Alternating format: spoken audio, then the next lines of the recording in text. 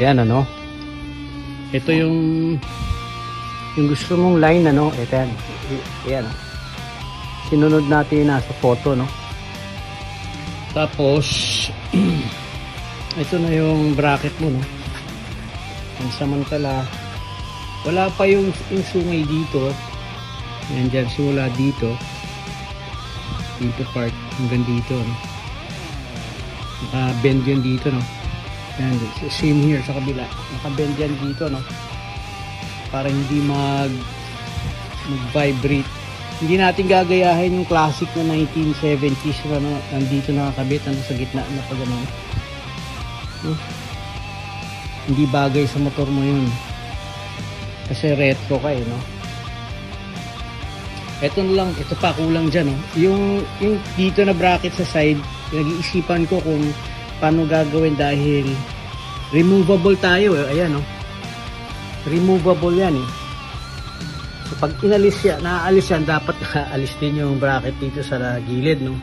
So hindi ko pa baka maglagay na lang ng clamp dito papunta rito no, clamp style na lang, or itatago ko yung bolt dito sa loob. Pwede naman ganon, nakatago yung bolt. Ayan, sa kabilang side. Ayan yung ano natin, yung bracket. As you can see, hindi tinamaan yung ano natin, ano. Ito yung number mo, ito, layo. Serial number ng ano, frame, chassis number. Ayan.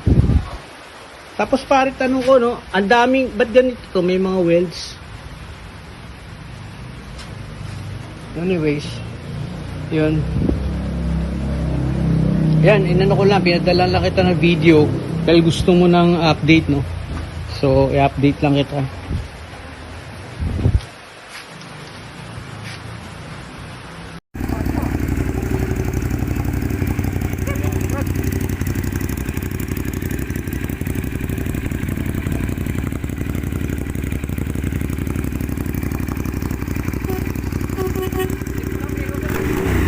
Ingat pare.